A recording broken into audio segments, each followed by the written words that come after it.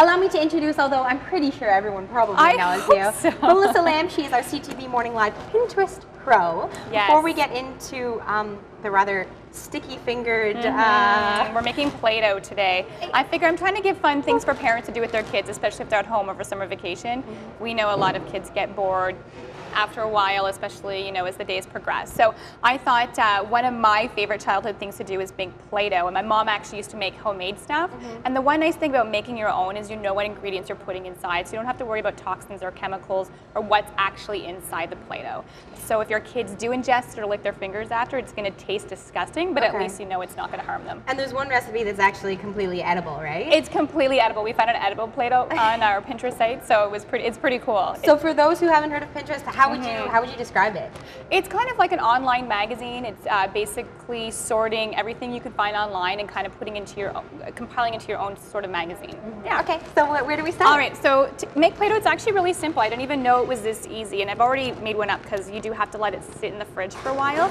It's basically flour, 2 cups of flour, 2 cups of warm water, a cup of salt, and then a tablespoon of olive oil, and that's it, or a vegetable oil, whatever you want to do. Okay. So this is the one that I haven't colored yet. So you put it all together and then you just mix it all together, it makes like a glue, and then you knead it. The one thing I do notice, you may have to add a little more flour, but you can kind of, you know, judge for yourself. Gauge it. Yeah. What is it supposed to feel like? It's just kind of like a gooey dough. Oh, it is a gooey dough, but it feels exactly like the blue Play-Doh that we grew up with. And this is actually a half size, so you would get double it in the original size. Then you can break it up and make your own fun colors. So today we're going to make blue. So you're just going to dab a bit, and this is just icing color from like icing sugar, which I have a ton of.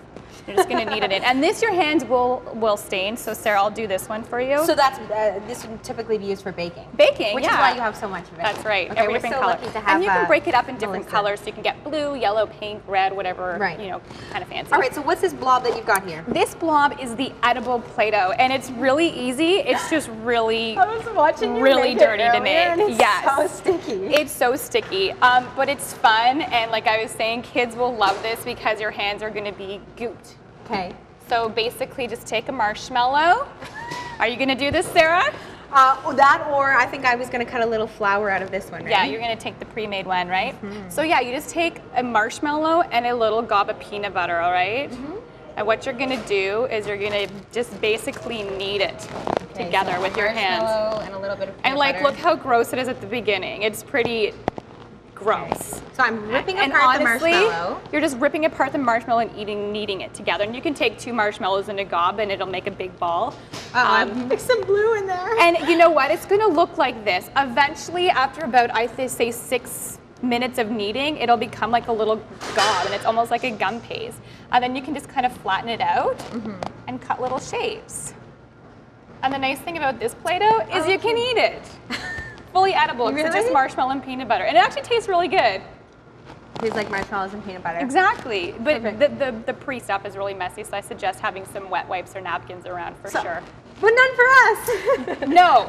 So if people want the recipe that you just made, they're all on our Pinterest site under our Fun with Kids. And all summer long, we're going to be adding tons of fun activities, you know, that parents or babysitters or daycare can do with their kids. Great.